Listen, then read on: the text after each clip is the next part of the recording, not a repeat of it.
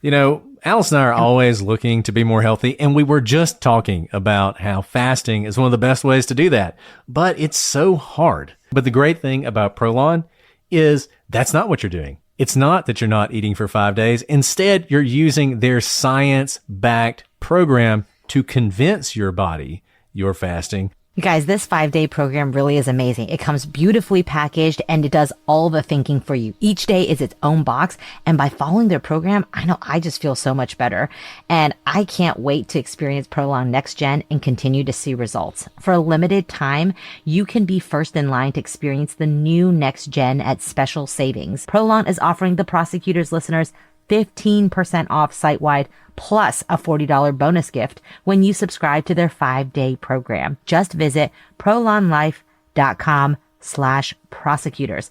That's PROLONLIFE.com/prosecutors to claim your 15% discount and your bonus gift. prolonlife.com/prosecutors.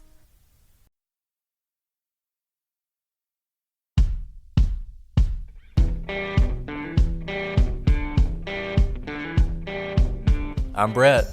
And I'm Alice. And we are the Prosecutors.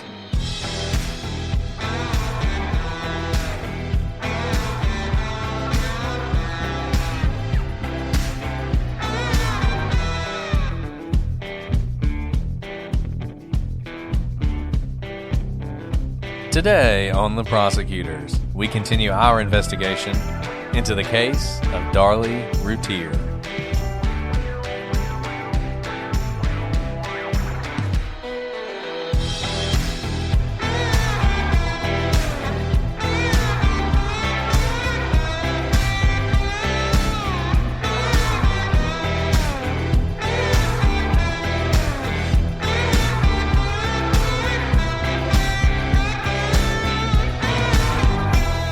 Hello, everybody, and welcome to this episode of The Prosecutors. I'm Brett, and I'm joined, as always, with my unimpeachable co-host, Alice.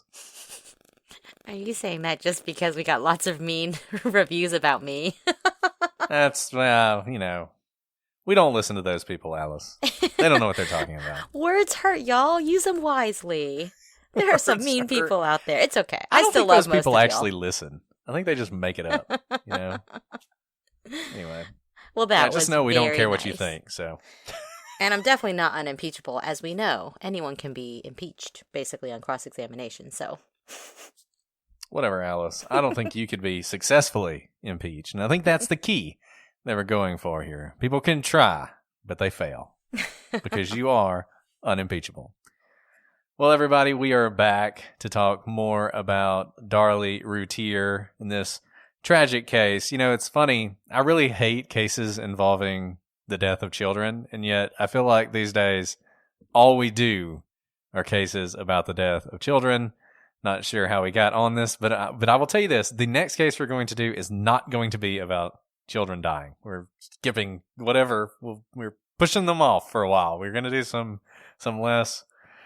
they're all tragic cases, but some less tragic cases than we've been doing lately. I appreciate it, Brett. It's very emotionally taxing for me, I will say.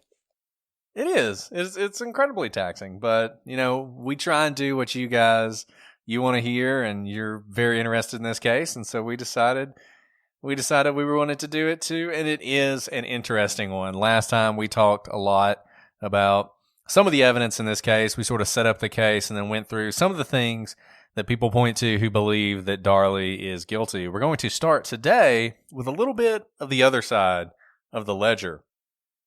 The one piece of evidence that I think a lot of people point to is the most convincing evidence of Darlie's, other than her own injuries, which we're also going to talk about later, and that is this sock. You've heard us mention it a couple times. If you are familiar with this case, you know exactly what we're talking about. If you're not familiar with it, you may be thinking, why do you keep mentioning this sock? What is this sock? What does this sock have to do with this case? And it actually is a really, really interesting piece of evidence, unlike anything I think I've seen in any other case. I think that's right, Brett. I mean, let's talk about this sock. So, there is a blood-stained sock that was found 75 yards from the Routier home. Now, Darlie claimed that this proved she didn't commit the crime and proved an intruder had fled and somehow left the sock behind. The prosecution and police claimed that Routier planted the sock. So, which one is it? So let's look at the facts to try and figure out what this means. The sock contained blood from Devin and Damon. The bloodstains are in 2 different locations on the sock, and there is no blood connecting the 2 spots of blood. The blood themselves were described by the expert at trial as consistent with very light transfer, rather than blood falling onto the sock like soaking it through. In other words, it seems as though the sock touched a pool of blood rather than blood from an injury spurting onto it. One blood stain was on the sole of the sock. The other was on the side of the sock. And neither of the stains would be visible on someone wearing a shoe. And it's difficult to imagine how someone wearing a shoe could have gotten blood on the sock in these 2 locations. So think about it. Let's imagine that this sock is worn by an intruder who probably came into the house with shoes on. The sole and the sides of the socks would be covered by a shoe. So how would the blood get into the shoe onto it? And let's say the person didn't have a shoe. They were barefoot. You would think that if they stepped in a pool of blood, all the blood would be, say, on the ball of the foot or the sole of the foot. How would the side occur? What if the perpetrator wore the sock as a glove instead of on his foot? According to the expert who testified at trial, if worn as a glove, you would expect to see blood from the person who offered the greatest resistance, in this case, Darlie Routier. But, in fact, there was no blood from Darlie on the sock. Her DNA, however, was on the sock. If Darlie were in a life and death struggle with the assailant, a man who was wearing a sock to hold a bloody weapon that had her blood on it, with an almost fatal neck wound and severe defensive wounds, how is it possible that she could transfer her DNA to the sock and not her blood? This is a really interesting piece of evidence because I feel like it's almost a Rorschach test for how you see this case. If you see this case and you think Darlie is innocent, you see this sock as proof of that, because how could the sock have ended up so far away? What are the chances that Darlie would have gone and planted that sock somewhere? If you think Darlie's guilty, you see this as evidence of her guilt. And I do think it's really interesting to sort of walk through this. So the sock came from the Routier house. We know that. So it's not, this is not an unknown sock. If it were, that would be much better for Darlie. If this sock had come from outside the house, obviously this is the one that would make it the one piece of evidence that came from outside the home. Remember, we've already talked about this. The murder weapon came from inside the home. Arguably, the knife used to cut the screen came from inside the home. There's no real evidence of anyone being inside the home. So if this sock had been a foreign sock, then all of a sudden you have evidence of an intruder. It's not. It's also from inside the home. And this whole idea that it was worn as a glove, as Alice said, it's pretty clear nobody was wearing it. Like, this guy didn't stop and put the sock on at some point. So if you think it's an intruder, you probably think that they wore it as a glove. And in fact, there was, and you hear about this some, and we'll probably talk about this later, there was a rapist in Dallas at the time who occasionally did use socks as gloves. And so some people think, well, maybe it's the same guy, even though this is not, it's a suburb of Dallas, but there's no evidence this person was ever active outside of the Dallas metro area. But nevertheless, you could imagine, well, maybe they used it as a glove. The problem with that is you would expect to see their DNA on the sock then. Like if they just stuck their hand in the sock, you would expect to see their DNA. You don't see that. So you actually have to think that this person was wearing gloves and then wore the sock too, which really doesn't make any sense. I mean, I just want you to imagine wearing a glove, wearing a sock over the glove, and then holding a knife. Just think about that. Think about how hard it would be to actually hold that knife. The knife with essentially 2 different layers of fabric in between you and the knife, and you're going to try and stab a couple people with this. You're going to fight with somebody over this. I mean, it would actually be pretty difficult, and it doesn't make any sense. Why would you do that? Like, you don't want to get your gloves dirty? I mean, I don't really understand what your purpose would be. And if you're taking things from the house, because remember, the sock is from the house, if you're grabbing a knife from the kitchen, why not grab like a dishwashing glove, if there is one, but there's probably some sort of glove in that area, or just grab a dishcloth as opposed to a whole sock that wraps your whole hand. If your point is just to wrap something around the handle, they're kind of better grips you can have. Yeah, the sock as a glove really seems strange to me. Another thing, why take the sock with you? You didn't take the knife with you. Why not throw down the sock where you threw down the knife? It doesn't really make any sense. It's presumably the reason you don't take the knife with you is because taking the knife outside of that home ties you to the crime. So all you had to do was drop the sock, and then you're done with the sock and you go on about your business. But instead you carry the sock with you for 75 yards to dispose of it in the street. Why would you do that? It doesn't make a whole lot of sense. Darlie, it's interesting because the police think she did this, and they think that she dropped this sock. Some people have said, well, it would be more consistent with someone who's just trying to stage a scene to just throw it in the backyard, right? And we actually have seen this before with our friend Jeffrey McDonald. That's exactly what he did. He took the knives that were used in the murder of his family and threw them in the backyard to make it seem like it was an intruder. Obviously, somebody figured out pretty quick that that's what he did. This is actually much more effective. And it's much more effective, and it's worked, right? If Darlie did this, it was genius. And from this point forward, it has worked for her and has been a piece of evidence that people have pointed to. The fact that none of her blood is on this sock is crazy if you think the intruder is responsible for this sock. How is that possible? And that was a big piece of testimony at the trial that I think people just kind of gloss over, that there's no blood from her on the sock. I mean, it doesn't even make sense how that's possible. The killer has stabbed 3 different people, and there's only blood from 2 different people on the sock. The theory for the prosecution is that Darlie has already stabbed the kids. It's unclear. I mean, they don't have an exact theory on how the blood got on the sock. I think a lot of people think she would have taken the sock and sort of dipped it in the blood of both kids, and that's why there's some blood over here and some blood over there, because she's dipping different parts of the sock in the blood to get the blood on there. She then plants the sock, then she comes back, she stabs herself. So the reason there's none of her own blood on it is because stabbing herself is essentially the last thing she does. She stabs herself, she calls the police, and that gives her the best chance of surviving, and that's why there's no blood on the sock. And whatever you think about this case, and whether you think she actually did this and ran 75 yards into the darkness to drop this sock off, it is certainly more consistent with the prosecution's theory than it is with the theory of an intruder.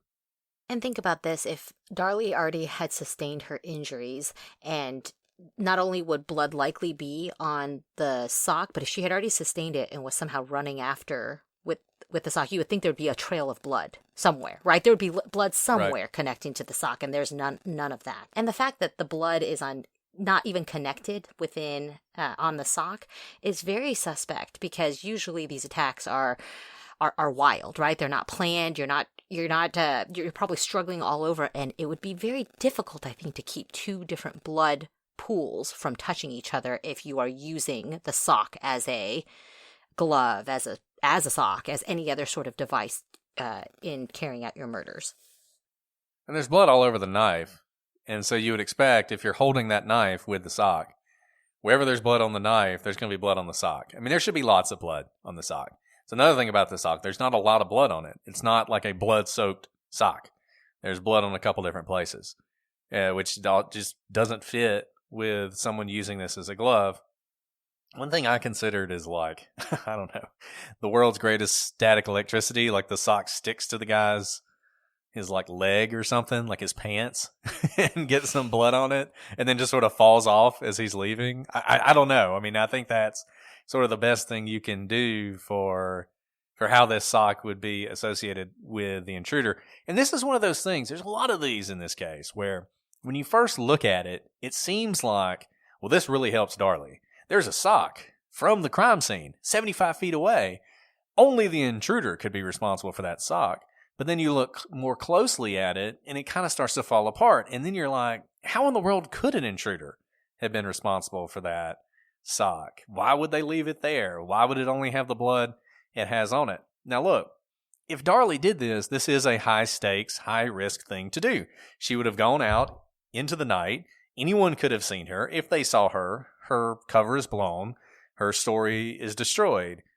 But this is a high-risk murder if she did it. And we're going to talk about later her injuries. If she inflicted those injuries on herself, those were high-risk injuries that she inflicted. So, yeah, it definitely would be if she did this. But I don't know that that's entirely inconsistent with the overall picture of this case. Well, Alice, before we continue, I want to talk about one of my favorite podcasts in the world, Big Mad True Crime. About the only good thing that came from having to drive 2 hours a day to the hospital was catching up on Big Mad True Crime with Heather Ashley. And I have to tell you, it is one of the most awesome podcasts I've ever heard. I love it. I love everything about it. And I want all you guys to listen. Brett, I know. When you discovered it, I think you texted me immediately and I said, what's it about? You said, Heather Ashley tackles big cases, little cases, everything in between. And, what I really love about it is that, we oftentimes talk about the respect that needs to be paid to the victims. And boy, does Heather do that. She really respects the victims as she tells their stories and doesn't lose sight of who these stories are actually about. And I'll tell you what, she doesn't hold back on the people responsible for the crime she covers either. She tells it like it is. She's straightforward, and you know what you're going to get from Heather Ashley. So check out Big Mad True Crime wherever you get your podcast and get big mad about true crime. Shopify is a platform built for growth, whether you're just starting out or already running a thriving business. From managing inventory to creating a seamless checkout experience, Shopify is designed to handle it all. And it doesn't stop there. Shopify helps you sell everywhere your customers are, online or in person. It's the ultimate tool for turning big dreams into big wins. Sign up for your $1 per month trial period at shopify.com/OPP. So a couple small things that, if you read through the transcript, you'll see. This was a fairly long case. There were a lot of witnesses called. You hear sort of the bare bones of this story when you listen to podcasts and documentaries about this. But there were just little things that happened in this case that were interesting. One thing that's interesting is the dog. There was a dog at this home. Darlie had a dog. He was known to bark at any person who didn't live in the house. The dog was actually asleep upstairs with Darren that night. And he actually did not start barking until the police showed up. Now, it's possible, certainly, that he slept through whatever was going on downstairs, but I think it is interesting. I don't think it's definitive of anything because the dog could have slept through it. I find it hard to believe. I have a dog. The dog sleeps with us. I have a really difficult time believing my dog would sleep through anything like this, but it is a possibility. But one thing we can say for certain is the dog did not bark. Yeah, I mean, especially if this dog intimately knows the movements of people within the house. My dogs don't move when someone else in the house who lives in the house moves because they know their movements, they know kind of the sound of those people, and they know the smell. And for this dog who normally barks to not have barked, I think is a very important piece of information. It's actually one of the worst things about having a dog. It's the best thing and the worst thing. The dog sleeps at the foot of the bed, and if there's a noise, the dog hears it, and the dog sits up and listens, right? And it'll be in the middle of the night, and it always wakes me up too, and I'm like, is there actually something out there or not? And so I sort of sit there, and then finally the dog lays his head down, and I'm like, okay, we're good. Go back to sleep. And this actually reminds me of a time, I lived in the middle of a very big city. There were always people walking in and out outside of our house. I mean, there's no way that there wasn't a lot of foot traffic. And my dog, for the most part, would leave them alone. However, one day I was at home and it was the middle of the day. I think I may have been on maternity leave or something. And my German Shepherd was going crazy. I mean, would not stop barking. And this is not her usual nature. And it was the middle of the day. I want to say it was like 11 a.m. And there were people walking outside, but she wasn't focused on them. She kept looking at the backyard and barking her head off. And I could not get her to stop. I kept pulling her away. She wouldn't. And finally, I went upstairs so I could get a better vantage point of what was happening outside. And there was a man standing at my gate, which was quite a distance away. The gate was at the end of my very small backyard, but still a backyard. So it was not near my door. He was a good, I don't know, maybe 20 yards or so away, and standing at the gate motionless. He didn't move, and that's what my dog was barking at. He knew that there was someone at the gate who shouldn't have been there. And the guy, I watched him, and he was motionless for, 5-10 minutes. And finally, when the dog would not start barking, he turned around and walked down the alley. Now, maybe he was confused and thought this was his house, but I will say my dog knew the difference, and that wasn't even close to inside my house. Here we have an alleged intruder coming into the house to attack 3 members of the family, and the dog makes no motion. Yeah, it's really, like I said, not saying it's anything definitive, but it's an interesting little tidbit about this case that was brought up at trial. The other thing, there's a motion light in the backyard. The Routiers had a motion sensor light. Remember, this person, if they came into the house, they would have came in the backyard, cut the screen, and gone inside. Tests determined that someone coming through the backyard to the screen or vice versa, so leaving the backyard as well, would set off that light. And the light was determined to stay on for 18 minutes. But the officers who responded to the scene both testified that the light was not on when they arrived. Now, we've talked about this timeline before. We talked about, how long could Damon have lived? Was he alive at the time? If you believe he was alive when the paramedics arrived, that is actually a problem for Darlie, because given that tight timeline, it would seem to require that the intruder was incredibly lucky somehow and did not trigger the motion light upon exiting the home. If anything, I would say my motion sensor lights are overactive, like a squirrel passing by sets them off. No, that's been my experience as well. And when the police officers that night went into the backyard, the motion sensor light came on. So it certainly was working that night. Well, these are just a few of the unusual factors, but there's more. At trial, the prosecution put on evidence that someone moved the vacuum cleaner after the murders. Tom Bevel was a forensic expert and crime scene investigator. He testified that there was blood on the vacuum cleaner consistent with the vacuum cleaner standing upright. There were also blood drops consistent with the vacuum cleaner lying on the floor. There was a blood stain on the handle, and there were roll marks near the kitchen sink that were consistent with someone rolling the vacuum cleaner through the blood. In fact, the roll marks were consistent with someone rolling the vacuum cleaner backwards and forwards through the blood. None of this makes any sense given Darlie's story.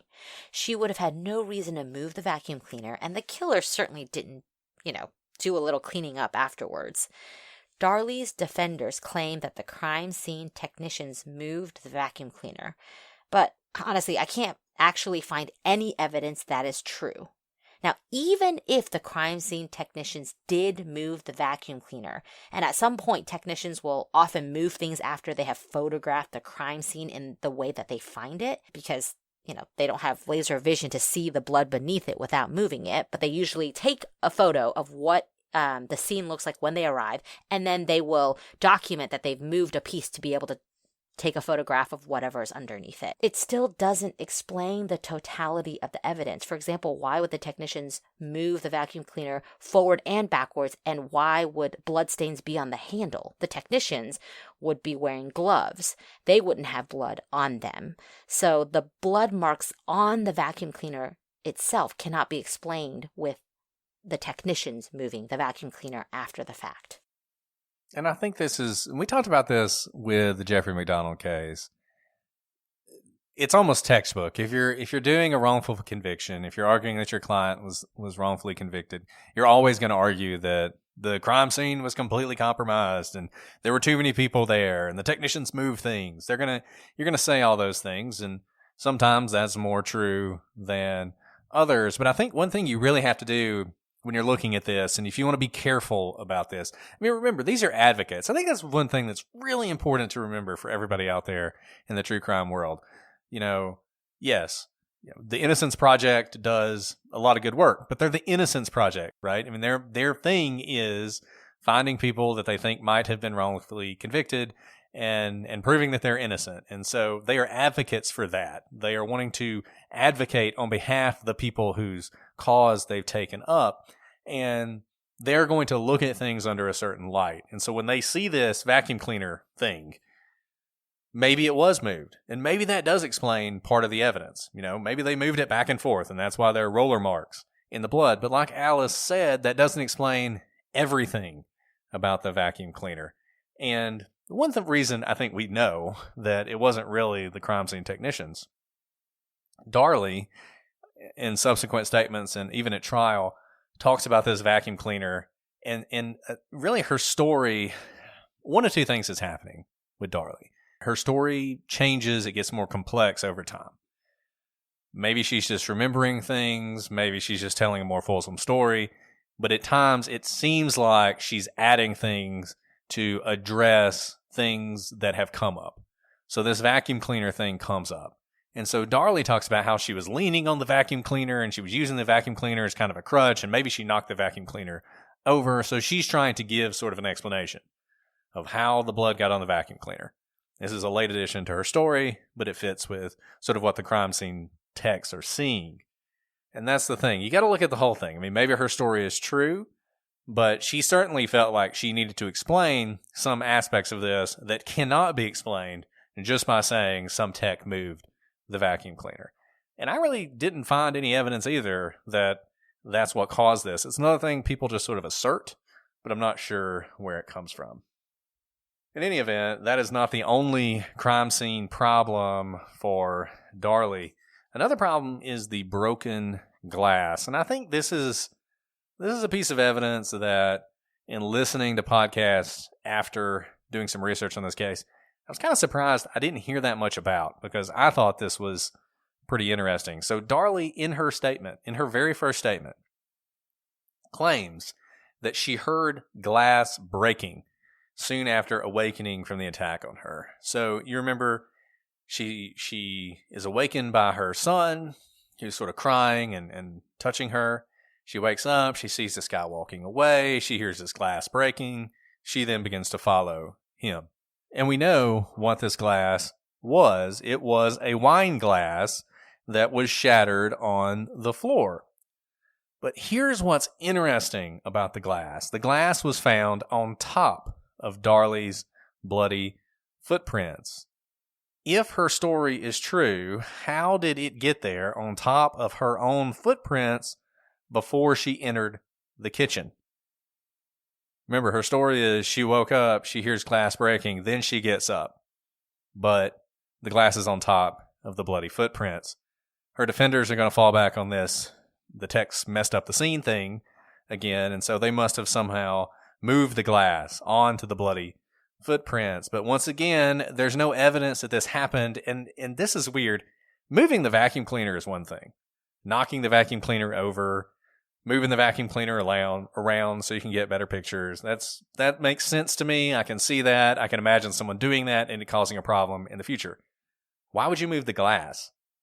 I mean, are they like sweeping glass around the kitchen? I mean, that doesn't even make sense, particularly given that the glass is an important part of the story. But what's even more interesting about this is the glass, it's on the kitchen floor. It's between the family room and the kitchen sink. Now, Darlie, in her initial story, that's not a problem.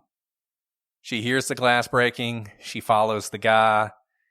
He disappears. She screams. Her husband comes down. She puts a towel on the back of Damon. She calls the police. Not an issue, right?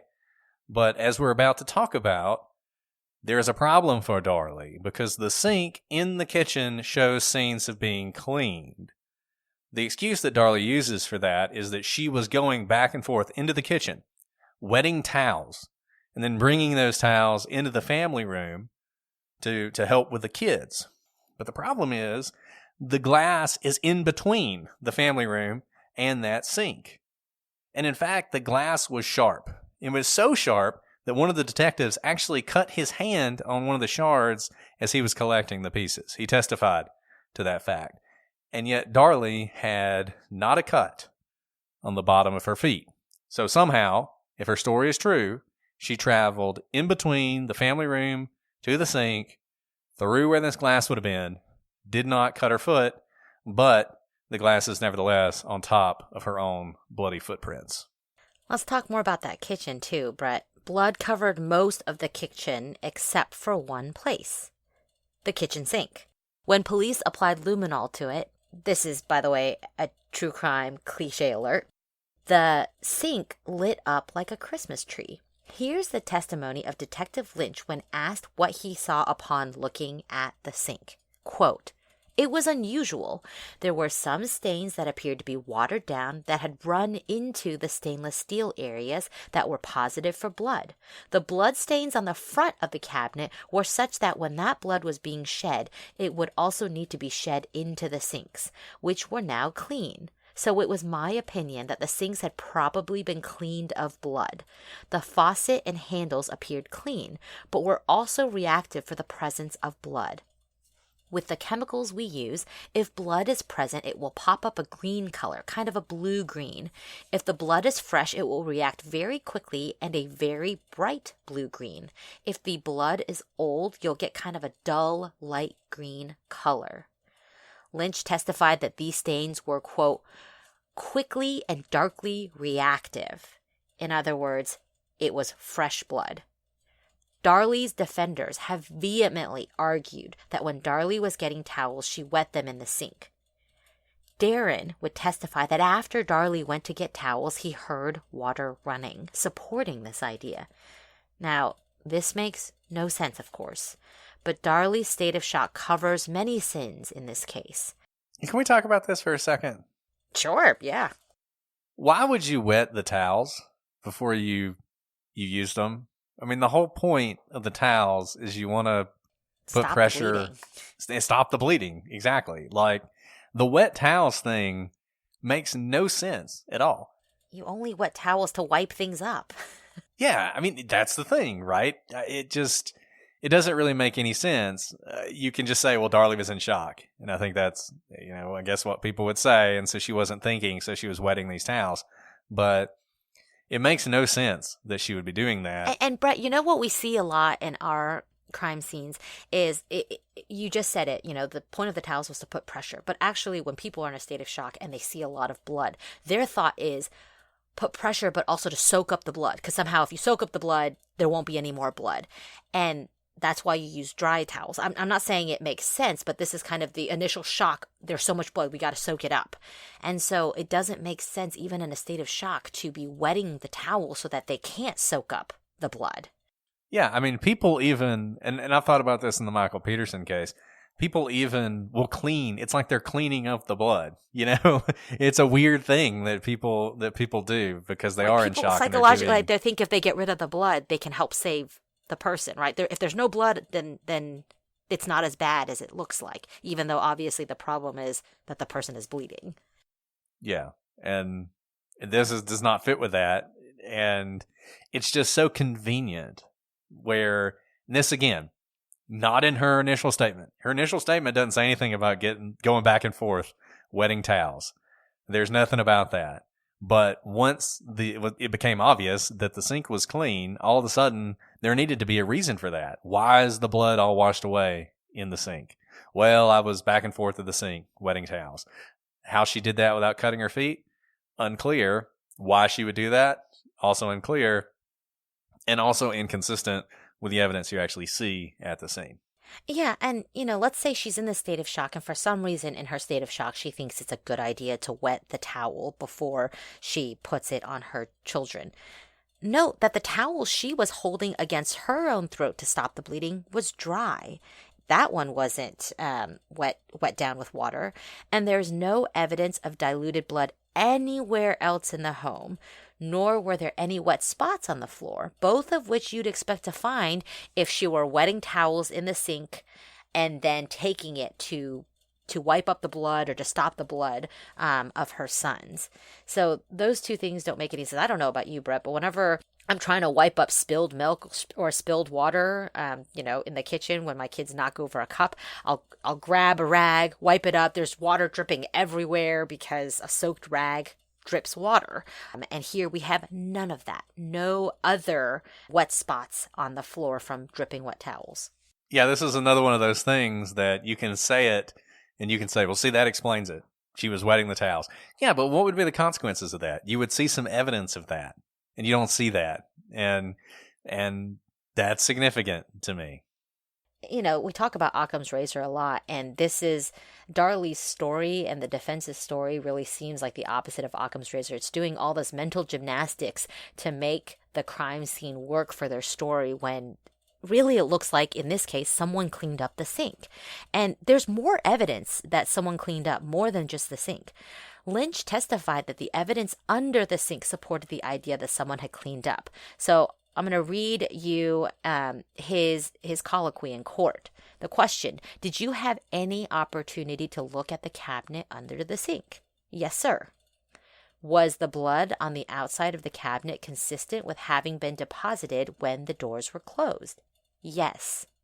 Was there also blood on the inside that was consistent with having been dropped while the doors to the cabinet were actually open?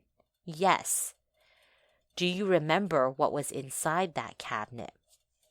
As I recall, it was the usual under-the-sink kitchen cleaning materials, cleanser and stuff. A transfer blood stain was found on the cabinet door, indicating that someone with a bloody hand had opened it. So, think about Lynch's testimony. There's blood on the outside and the inside. And you know what's inside the cabinet? Cleaning materials, as you would expect under the sink. And what do you use cleaning materials for? Cleaning. And we have evidence of there have been cleaning of at least the sink. Yeah, and I don't know how this fits with the towels. I mean, obviously an intruder didn't do this. I don't. Even if the towel story explains why the sink is clear of blood, this part doesn't make any sense. And this is another one of those things that when you read through the transcript, you see it, but nobody really talks about. And I feel like this is really powerful. This is really powerful evidence that someone that night was cleaning the area. I don't know why they were doing it. I don't know what the purpose was. I think the theory probably is that if Darlie applied these wounds to herself, cut her own throat, she probably did it at the sink. And she did it at the sink. She's bleeding all over the sink. And for some reason, she decides that's bad. She needs to clean it up. I don't know. I don't know why that happened. I don't know why there was cleaning. The only thing I can say for sure is the intruder didn't clean. And we know the intruder didn't clean because Darlie tells us as much. Darlie tells us what happens after she wakes up when the intruder leaves. He doesn't stop at the sink to clean up. He heads out the door. So you can't have it both ways. If you believe Darlie's story, then this is a massive hole that you have to try and figure out. And I hate to keep going back to Jeffrey McDonald, but there are so many similarities between Jeffrey McDonald and this case. You may recall, in that case, Jeffrey McDonald's blood was found in front of the cabinet in the sink where the gloves were kept, where the latex gloves were kept. And it was the same gloves that were used to write pig on the headboard. And the fact that his blood was there indicated that he went to the kitchen, got the glove, and then wrote pig on the headboard. And you got a similar thing here. The fact that the blood is found inside the cabinet indicates that somebody was inside the cabinet cleaning, and the only person who would have done that, you would think, is Darlie. And that's not the only role that blood plays in sort of telling the story of this case. This is another case where we have cast off. We heard about cast off until we were sick of cast off when we were talking about the Michael Peterson case, and you have it here as well. And frankly, as it often does in cases involving stabbings. You're going to see cast off because the person is stabbing someone. They're removing the blade. When they remove the blade, blood is going to be cast off from that blade and is going to tell part of the story. So blood pattern analysis, it has its detractors. We're not saying it doesn't. It can be manipulated, absolutely. So take all that into account when you're thinking about this evidence. But Bevel, who was a crime scene expert, we've talked about him before, testified that there were blood stains on the back of Routier's shirt that were consistent with cast off from a knife. So the blood was from the boys. And Bevel testified it was consistent with Routier leaning over them, stabbing them, withdrawing the knife from the victim in an upward fashion, and casting the blood off the knife over her right shoulder and down the back of her shirt. And there were stains consistent with cast off from both victims on the front part of her shirt. Now, Darlie will say, look, of course I had blood from my kids on me. I was trying to save them. That's where it comes from. And that's really where this whole cast off thing comes in. Do you believe it was cast off? Do you believe it was contact? If you believe it's cast off, it's bad for Darlie. If you believe it's contact, maybe you can explain it. The problem for Darlie is the blood on the back of her shirt. How did she get the blood on the back of her shirt if this is from something she's doing to help the boys? You can sort of understand the blood on the front of her shirt, but how did she get blood on the back of her shirt? And remember, cast-off patterns look different than contact pattern, right? Think of if you're holding a wet paintbrush and you throw it up, you'll see kind of the droplets all over up the wall, kind of like a semicircle. Whereas if you take that same soaked paintbrush and stick it on a piece of paper, the water spreads, right? So these experts are looking at the patterns as well, and they can tell whether it's from contact or cast off. And it was Bevel's opinion here that this was cast off pattern. So we've talked a lot about the evidence of the crime scene, but some of the most powerful evidence in this case was actually on Darlie's body. And the folks who believe that Darlie is innocent will point to these injuries to say, look, nobody could have done this to themselves. This is obviously evidence of an attacker.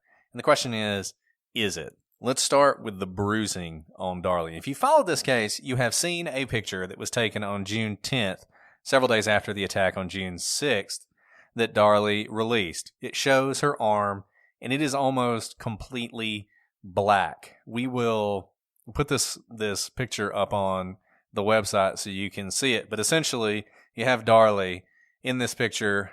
She's holding her arm out, and really the entire bottom part of her arm is black. The top part of her arm is severely bruised. It's really one of the worst bruises I've ever seen. And this is presented as evidence that Darlie was attacked. But there are problems with this evidence.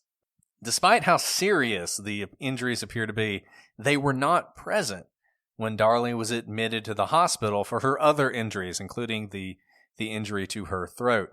And the doctor who treated her actually testified about this and said that these injuries were heavy, blunt trauma, and it was so bad that if he had seen them, he would have wanted to x-ray her arm. But when the doctor examined her after she came in, after the supposed attack, he did not see any evidence of this injury.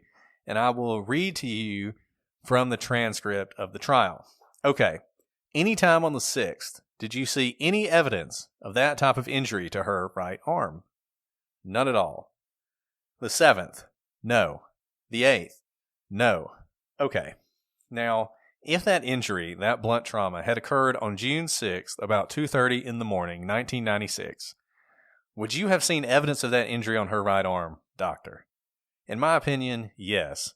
This is a lot of blood. Yes. Okay. So you saw no evidence of that injury whatsoever? No.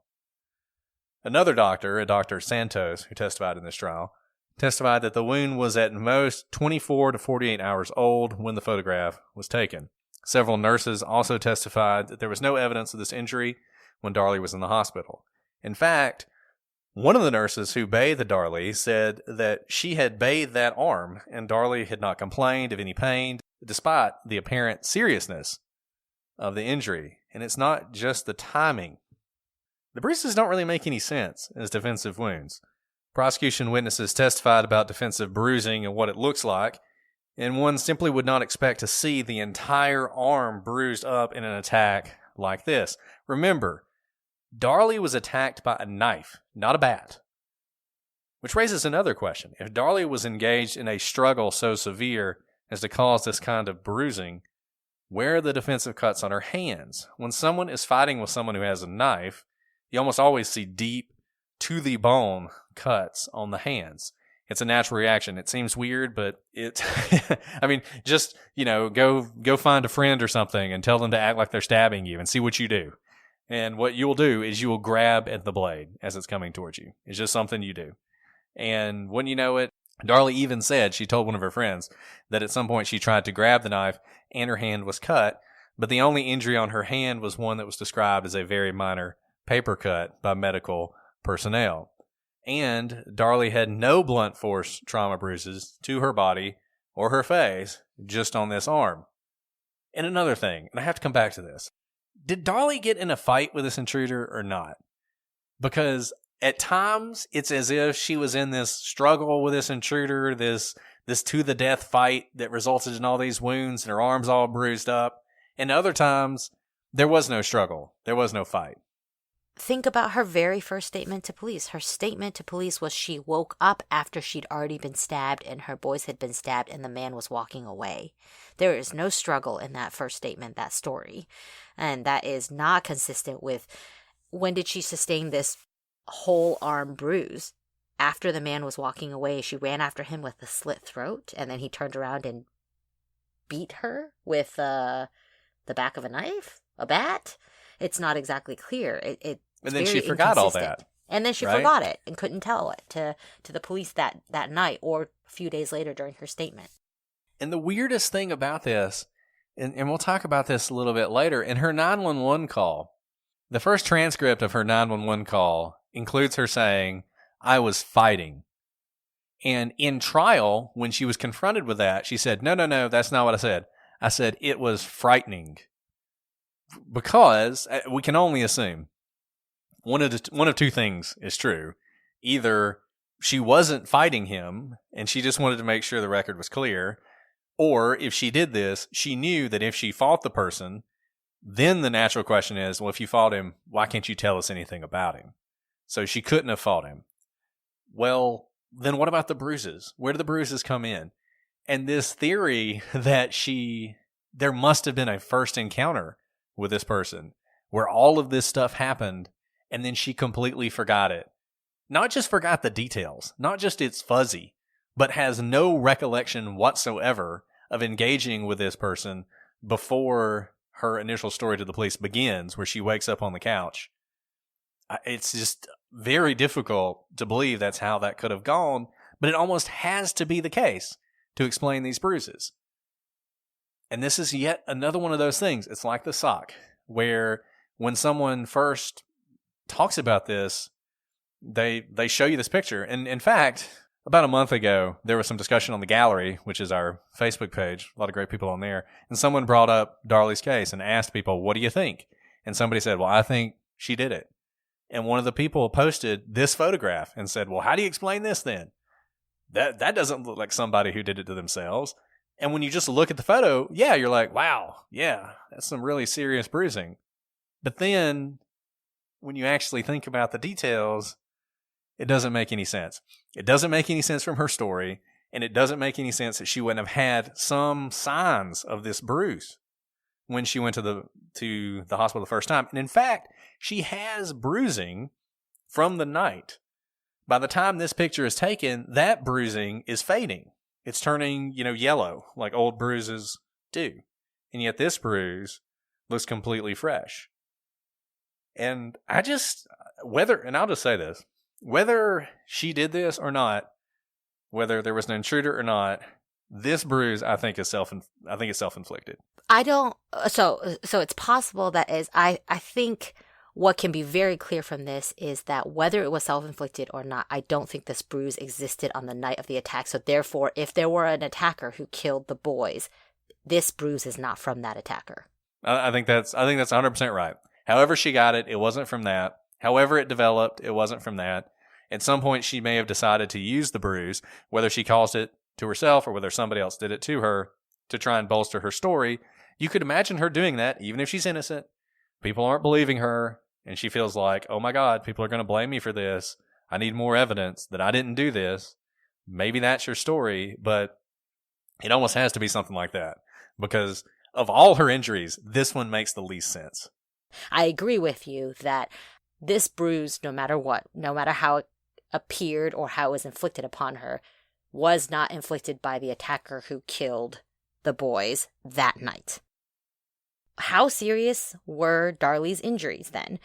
We've talked about how we don't think this bruise occurred on the night of the murders. So what did Darlie suffer? It's been repeated ad nauseum that she came within 2 millimeters or 1/16 of an inch from having her carotid artery cut, of dying. And just so you know, the testimony was actually 2 to 3 millimeters, but that's like what, an extra 50%. So it's still very close. And of course, that's true. Put your fingers on your neck right now. Find your pulse. Do you feel it? The reason you can feel your pulse so well on your neck is that the carotid artery is both large and very close to the surface of the skin.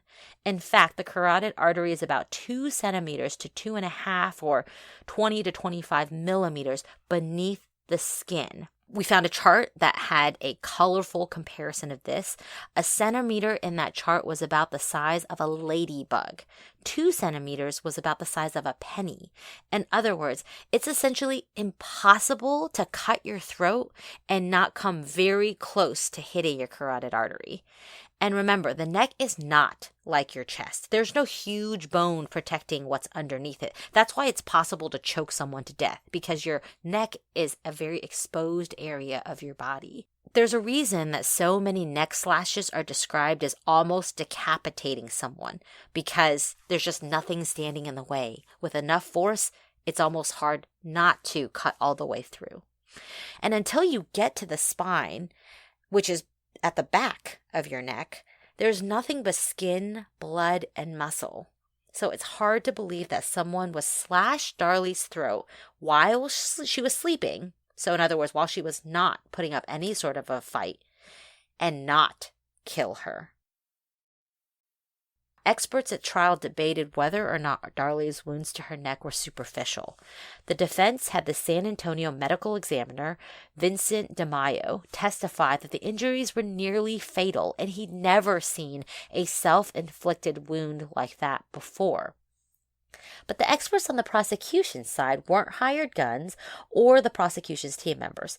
They were her own doctors. And even DeMaio, on cross-examination, acknowledged that they were in a better position to evaluate Darlie's injuries than he was. So, what did those doctors say? Dr. Santos, who performed the surgery on Darlie, reported that he called for surgery in the first place because of all the things that can be damaged in the throat by such a cut. The larynx, the trachea, the large veins and arteries, there's just a lot of vulnerable, important things in your neck. But when the doctors ultimately cleaned out the wound and looked at it, they realized that the cut was superficial. He noted that the bleeding had come from some small veins underneath the skin that had been cut. Those were cauterized and stitched with no issue, and the cut itself only went down to the neck muscle, which, quote, had a little nick in it, but did not go beyond that. Happy to find that, the doctors washed out the wound and closed it up. And the doctor summed up by saying the cut went through skin and some fat, but no further. The medical description of such a wound is superficial.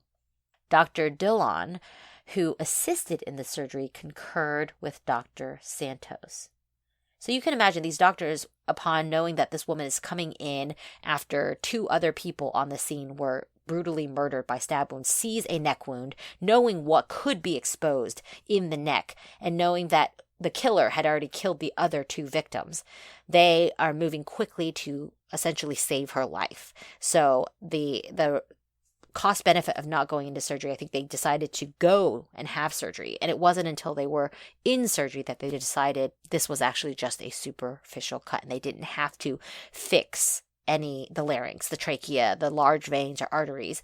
They could just kind of stitch her up, and they were happy that the wound was not as serious as they initially feared.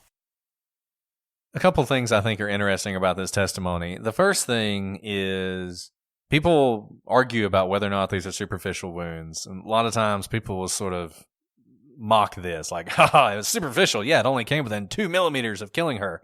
It was a superficial wound.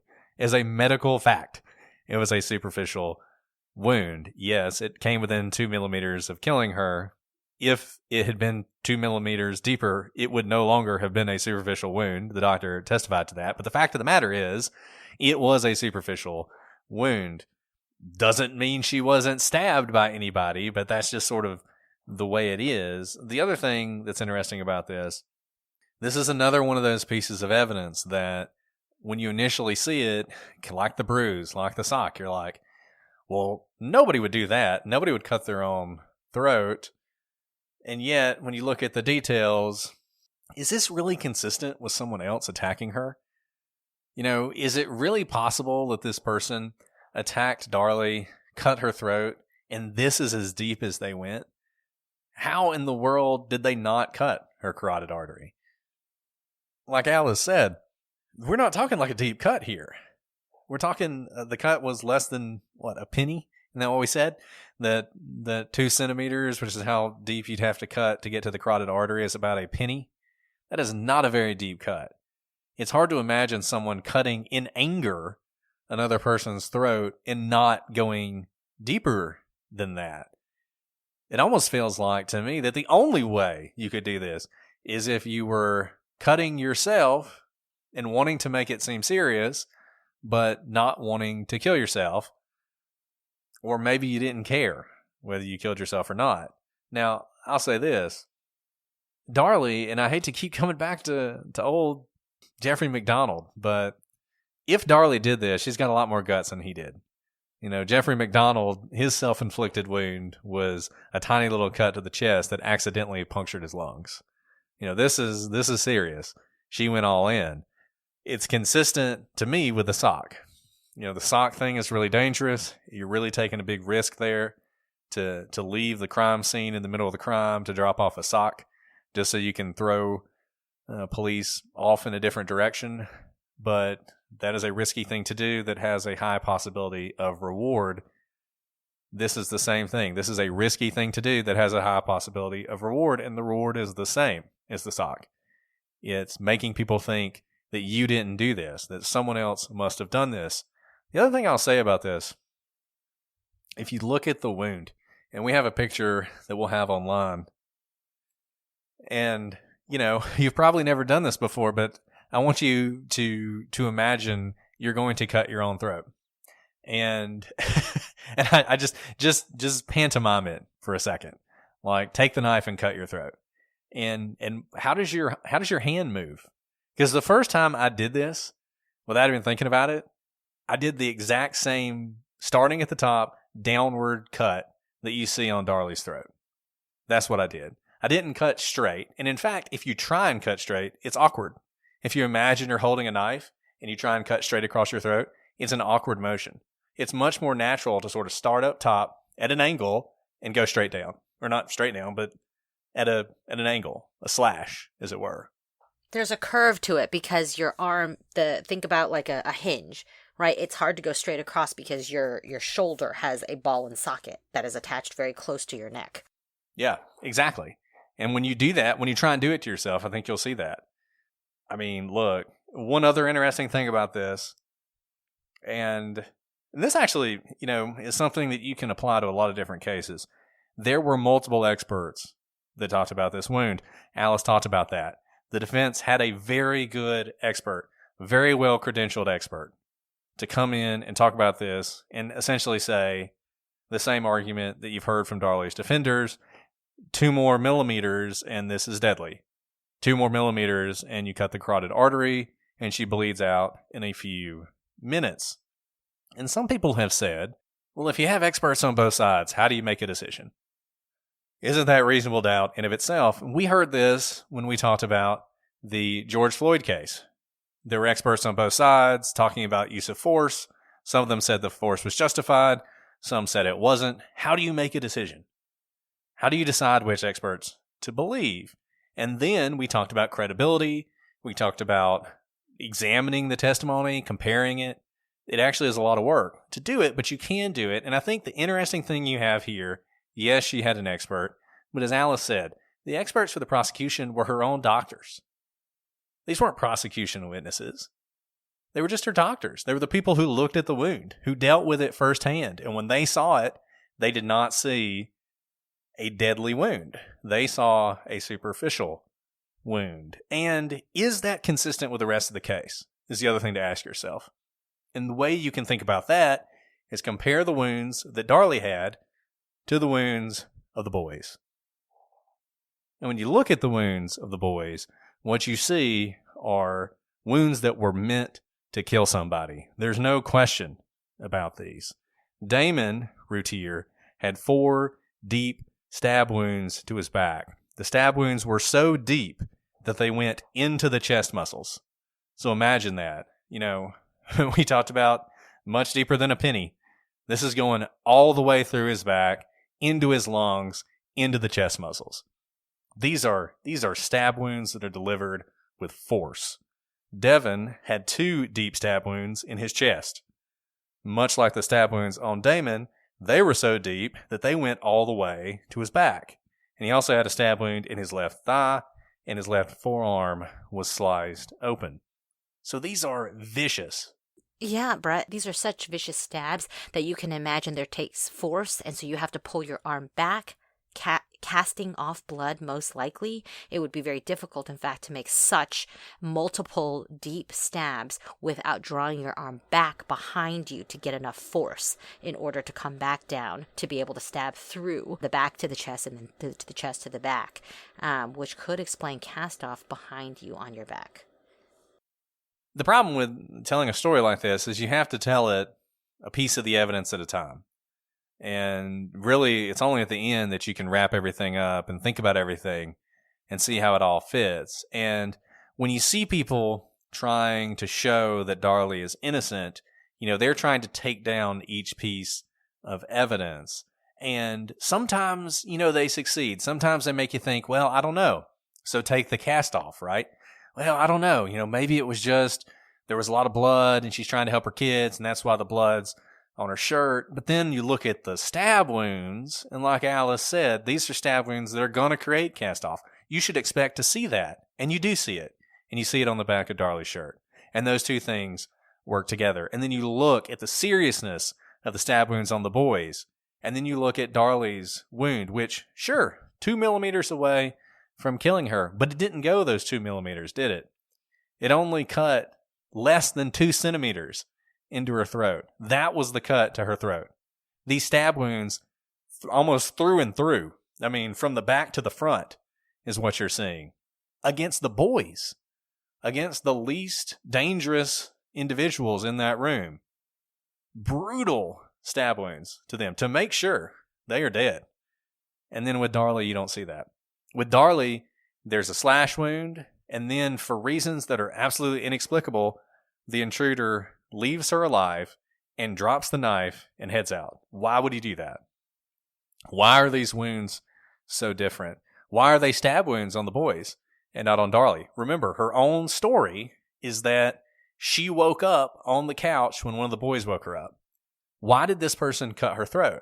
Now, if they were in a fight, going back to the fight thing, you could imagine they're in a fight and this person is slashing, right? So they're not stabbing, they're slashing. And when they slash her throat. Like, you can imagine that happening. But in order for that to happen, once again, you have to have a fight. And we keep being told there wasn't a fight. We keep being told that she woke up on the couch. So we go back to this sort of, this fight that had to happen that didn't wake anybody up upstairs. The dog didn't bark. And she doesn't remember. That all had to happen for these stab wounds to happen. So when you look at the injuries, it raises a lot of questions for me about Darlie and her defense. We got a lot more to talk about, though. And some of it's going to be helpful for Darlie, and some of it's not. We're going to talk about evidence of an intruder. We're going to talk about some fingerprints that nobody knows where they came from, or is that evidence that there was somebody else in this house? We're going to talk about this window, and is it possible to go in and out of this window without disturbing anything or not? Some people say it is, some people say it isn't. And, we'll talk about a lot of other things in this case. Does Darlie have a motive? I mean, that's one thing people point to a lot. Why would she do this? We talked about the intruder and what their motive could be. But what about Darlie?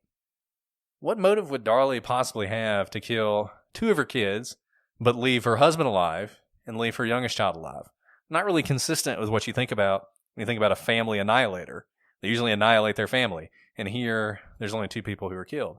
So what's going on there? We're going to talk about all of that and more when we come back next week. There's so much in this case. And, we're moving through it quickly. I think we've cut down on the back and forth because we wanted to move through this quickly. We didn't want to, drag this out any longer than we had to because we wanted to get all the information to you guys. But there's so much information in this case, and I feel like there's so much information in this case that you haven't really heard before and that gets left out in a lot of the other tellings of the story. So I wanted you to have it all so you could make your own decision about what you think happened in this case. I'm sure you have thoughts already, questions, comments, criticisms. Hit us up at ProsecutorsPod on all your social media, prosecutorspod@gmail.com. If you want to shoot us an email, you can also look us up on YouTube and leave a message there. Or if you want to join our Patreon page, there's a lot of back and forth on there. And go to the gallery on Facebook and join the community there to talk about this case and anything else you want to talk about when it comes to true crime. Just go ahead and give you guys an update on how things are going here. The baby is eating, which is really great, and we're able to hold him and feed him, which is a big, big step in the right direction. And we are hopeful that if he continues to improve, that soon, maybe in a couple weeks, we'll actually be able to bring him home, which obviously will be amazing if and when that happens. So thank you guys for all your prayers. He is getting stronger every day, and as I've said before, and I'm not going to dwell on it, I'm so thankful for all the support that we've gotten from everybody. That's such great news, Brett. Thank you for sharing. We are all rooting for baby boy, and he is a fighter, but, no shock there seeing who his parents are. He is. He's so cute, too. He's like this little bundle of cuteness. So I like to, I can't get over how cute he is. But anyways, well, look, guys, this has been depressing, frankly. I would say fun, but it's been mostly depressing. But we've enjoyed talking about this with you this week. We'll be back next week with more on this case. But until then, I'm Brett. And I'm Alice. And we are the Prosecutors.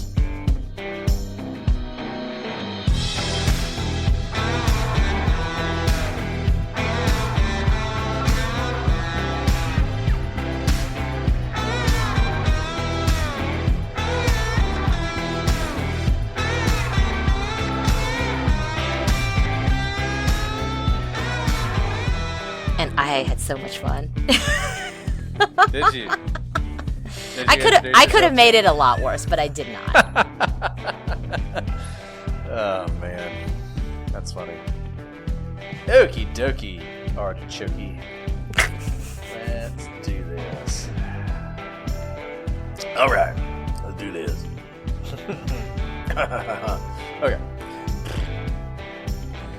Okay.